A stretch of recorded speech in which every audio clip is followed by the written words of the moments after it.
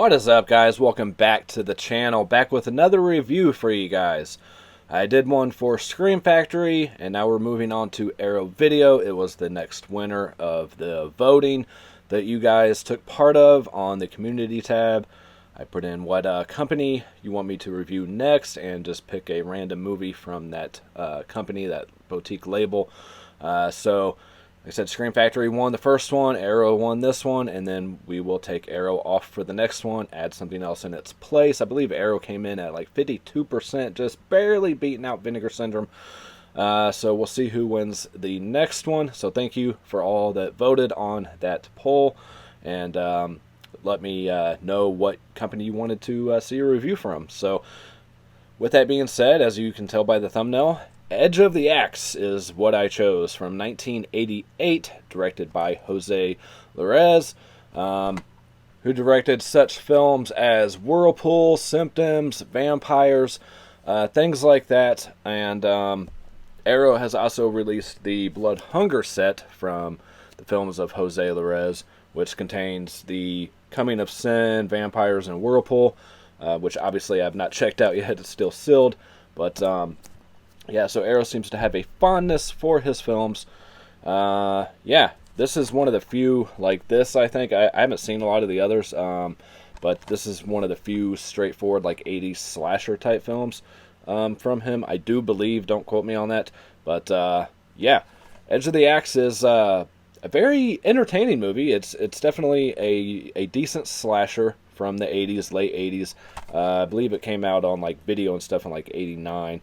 Again, this was filmed in, it says 87 on here, but I think 88 on IMDb. So it's hard to tell with some of these 80s movies. You know, they get filmed and then they sit around waiting for distribution, things like that. But overall, a very decent film. I'm going to start out with not doing too many spoilers, and then we'll get into some spoiler stuff after that for those that have seen the movie or don't care and want to hear the spoilers. So yeah, pretty basic storyline. You basically just have a killer in a trench coat and like an old man looking mask, just kind of a blank face, as you can see on the cover. That's basically what the mask looks like. It's just like a no face mask. We'll get into how it was made and stuff with the special features here in just a bit. But yeah, it's a straightforward slasher of someone going around and killing people in this small town of Paddock County. You have two people, Gerald and Richard, who play, I guess they're exterminators. It doesn't touch on that too much. There's only like one scene towards the beginning where they talk about, you know, their job or anything related to it at all. I see someone comment on IMDb that these two are like investigating these murders, which is not really true at all, being the synopsis of this film.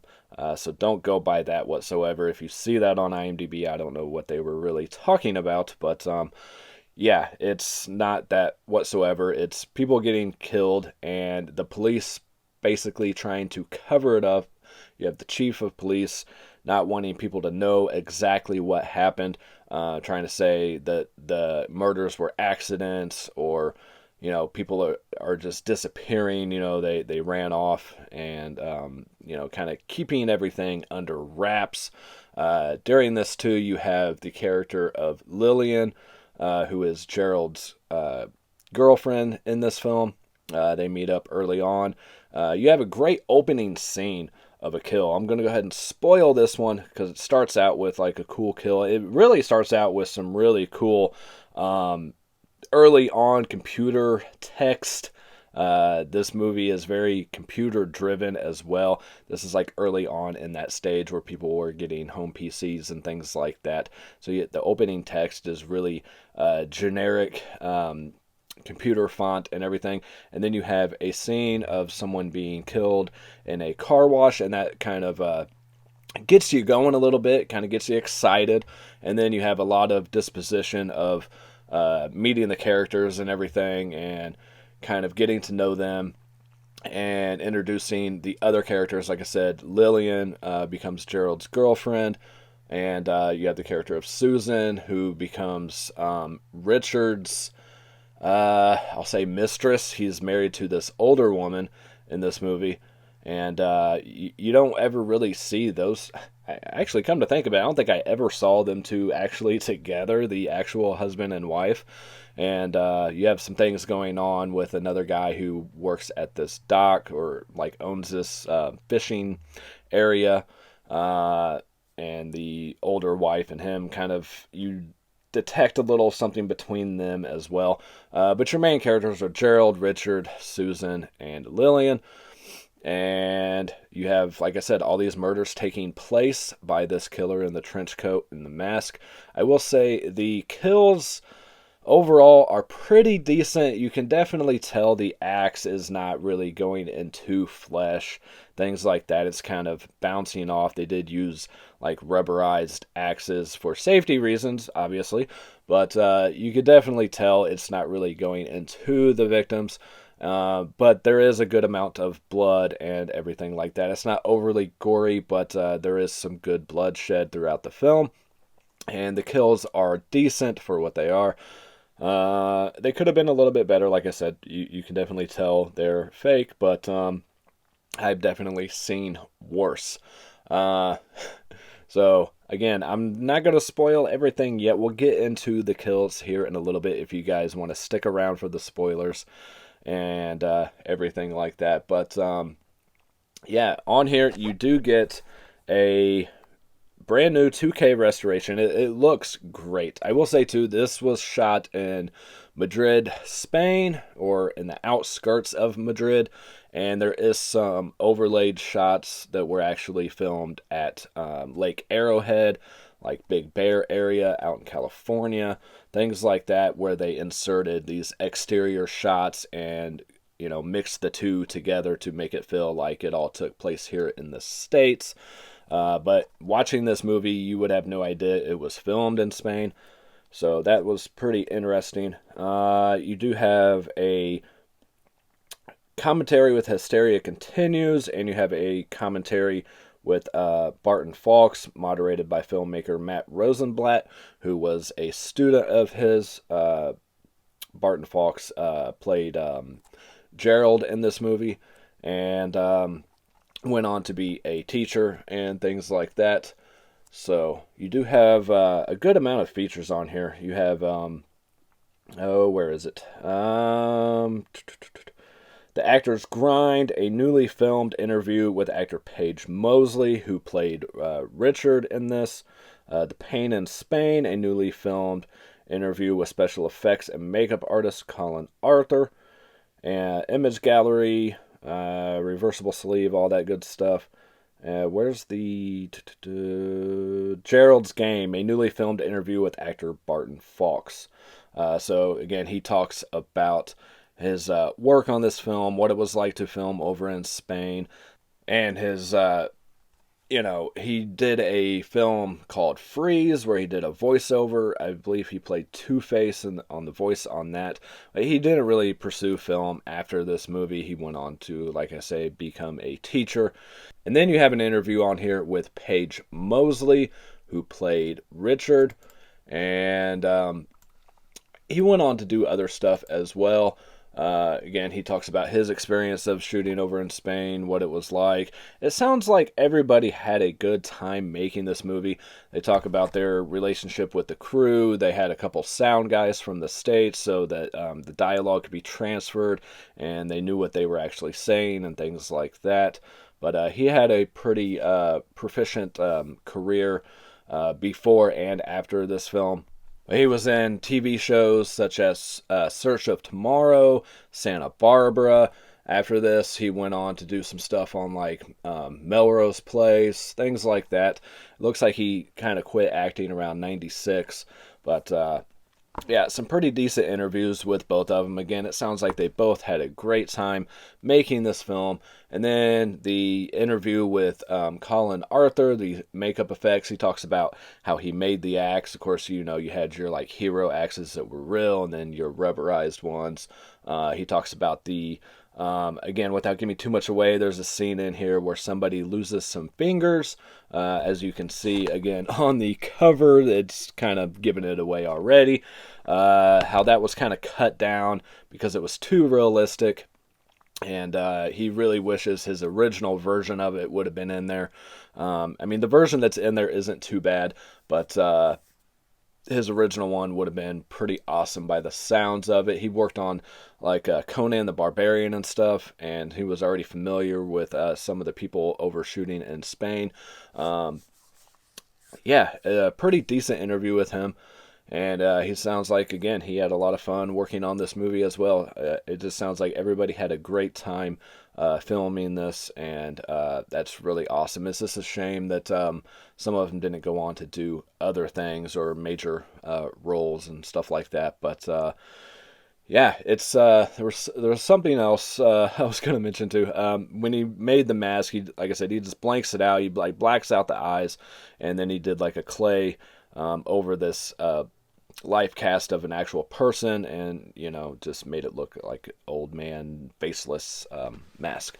So anyways, early on in the movie, they, like I said, they are exterminators. They go into this bar to see what this smell is that's going on, and they come across this body that falls down from like the attic area that they supposedly use for storage, and nobody seemed to think to check there. They said they looked everywhere, and they don't think to check their storage area. But anyways, so the body falls out of this attic area, and that's when we're introduced again to the side characters of Lillian, Susan, and everybody else. Again, that's the main characters of this movie. There's characters in here such as I'll say prostitute who's walking home alone in the middle of the night through this train yard. So you automatically know by the environment, by the atmosphere, that something is going to happen to this woman. Again, I'm not going to spoil everything. I will leave that for the end. You have a woman being attacked at her farmhouse. That's not where the finger thing comes into play. But you do have her being attacked at her farmhouse, and she's running around, and she's with the farm animals and things like that. And then you have another woman who's attacked in her home, and that's where the finger thing comes into play. You do have in that scene as well a death of an animal, which they do make it clear that they did not actually kill a dog in this movie. It is a little far-fetched you have some blood dripping from the ceiling where the dog was killed, and I just don't believe that would actually happen in real life. But anyways, it's a freaking movie. Who cares, right? Yeah, that's your main kills without going into too much detail.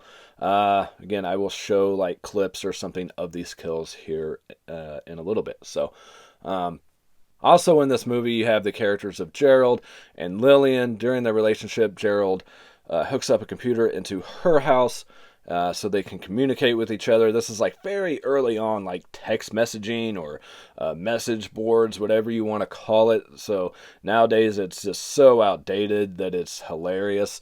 The voiceover that the computer gives, kind of this narrative of the computer voice, is just ridiculous. I don't want to play tonight. Why not? I'm depressed, and I have a headache.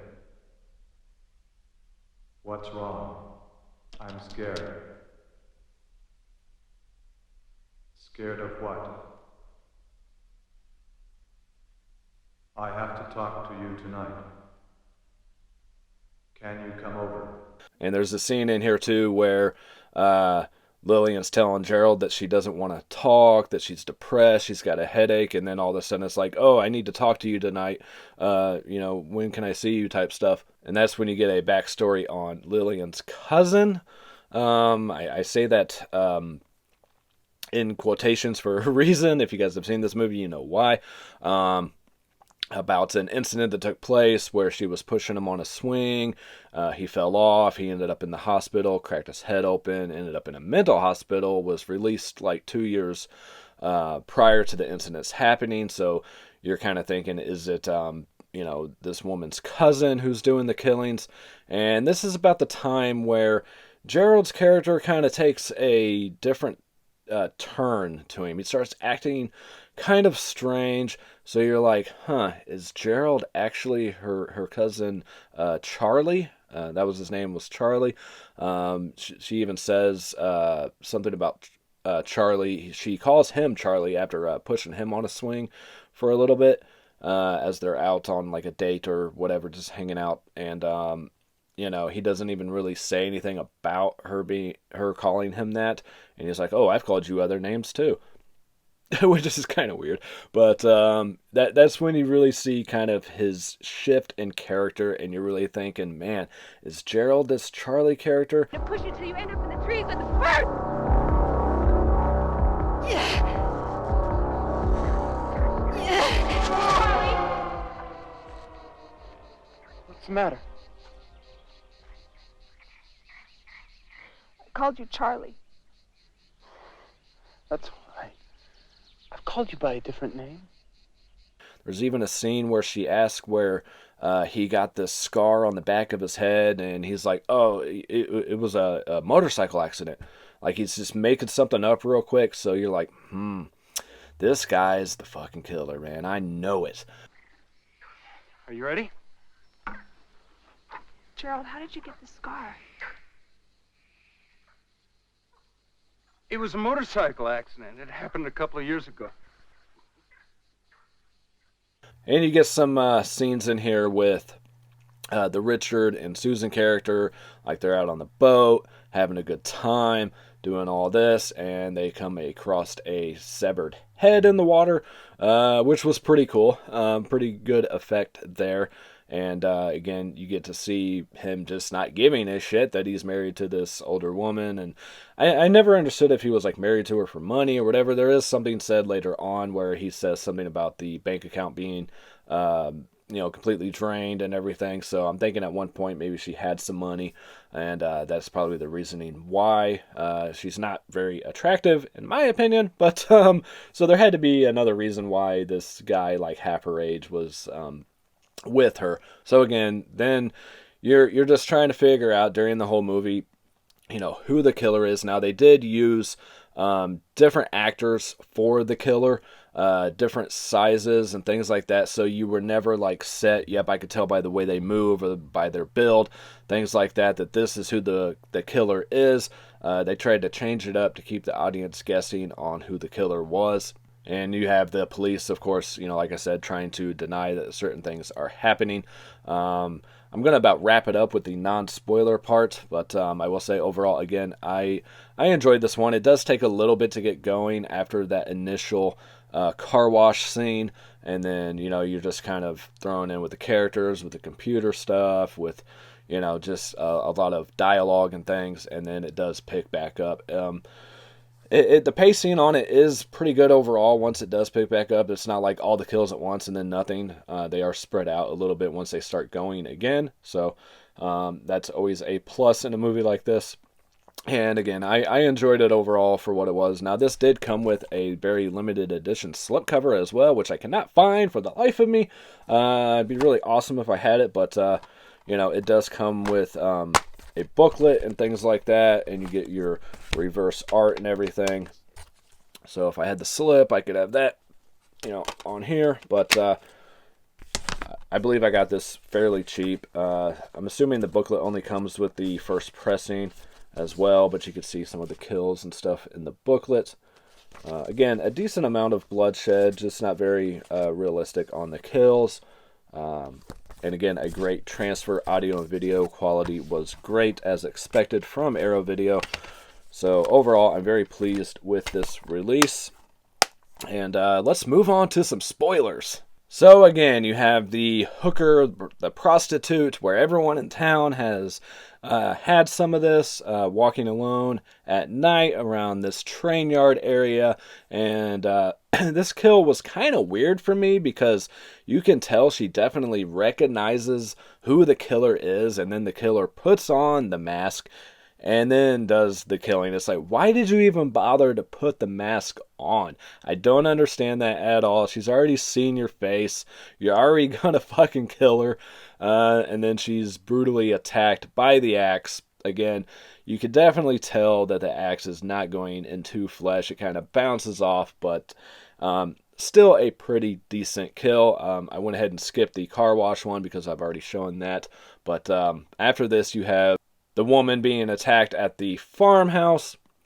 Again, I will go ahead and show this clip. She runs outside into the, where the animals are, and is attacked on the ground there. And not one of the better kills, probably my least favorite kill of this, but it's pretty decent overall. And then you move on to where you have the dog bleeding through the ceiling, and the woman's fingers cut off, and then eventually she is killed off. I didn't mention this earlier, but you do have the scene where Laura, the older woman, Richard's wife, and I forget the other guy's name, where they're driving along and they have the little incident, and it cuts away to the guy being killed, and then later on they find Laura's body and things. Again, I didn't mention that. I didn't even take a note of that for whatever reason, but you do have that in there. And that's pretty much it for your kills in this. If I'm leaving something out, I do apologize. Now, for the main spoiler, if you guys have not seen this movie and you're still watching for whatever reason, turn away right now, okay? Because I don't want to give away the twist ending to everyone. But you do have where it comes the confrontation between Gerald and Lillian. Now, is Lillian the killer? She's gone through, and you have this list of people's names, and you find out that the people being killed are involved with people that worked at this mental institute, and Gerald's trying to tell Lillian she is Charlie, and she's denying it, and she's saying that he's Charlie. You don't know what to believe, and some pretty good suspense until the very end. And you're set that Richard is Charlie like this whole time because of his transition into this like kind of weird character. Over halfway through the movie, he kind of devolves into this this other character where you're not really believing anything he's saying and everything. And of course, the very end, you have Richard running after Lillian, and for some reason the cops just shooting him down. Why? He didn't have a weapon, obviously, in his hand, so why they shot him, I have no idea. The film just kind of ends abruptly here, and you have a scene of Lillian looking at the camera as she's being held by the cops in comfort, and giving you that look like, yeah, it was me. Which was pretty cool. But I would have liked to seen what happened after this scene. I would have liked to seen what she did next, or have Gerald come back to life or something. I don't know. It just ended so abruptly right there. But I did like the little twist ending. It definitely threw me off. I wasn't sure. This was my first time watching this, so it was a cool little twist. But yeah, I think that's going to about do it for this review. Again, guys, I'm trying to keep these like under a half an hour and not spend too much time talking about them. There is more to this than I had mentioned, but I don't want to give everything away. I do feel like it is worth a watch. It is worth adding to the collection. If nothing else, pick it up on one of the Arrow sales, which they are having right now. You can go to Grindhouse Video is doing the US side, and Arrow themselves are doing the UK side, which the UK ones are a lot cheaper, but you do have extra in shipping. So last time I placed an order for like 15 titles, it was like $20-something in shipping. So unless you're ordering a whole bunch of them, I would say stick to the US side. If you're just grabbing a couple, 2 or 3, it's going to come out to about the same. So again, a great release from Arrow Video. Great special features on here. You really get to know everybody involved in the film, and 2 commentary tracks. and reverse art, things like that. It's definitely one to pick up and have in your collection. As a lover of film and a collector, I'm glad to own this. So thank you again, guys, for voting on this, and I look forward to seeing what you guys pick next. I kind of have an idea of the company that it's going to be, but you never know. You guys might surprise me. So we shall see. If you guys are still here, thank you so much for watching. And if you hadn't seen the movie and you stayed for the spoilers, shame, shame. I did put up new pictures in the background, as you guys can see. I figure it's getting that time of year where the weather is warming up here in Indiana, at least. It is becoming like camping season and things like that. So Sleepaway Camp and The Burning, two kind of camp type movies that are great for this time of year. So. And it was mentioned that I needed to change out my posters in a comment a while back. So I finally did that. Whoever you were that said that, thank you. Yeah, I guess that's going to about do it, guys. As always, peace, love, happiness to all of you. I will catch you guys next time. Later.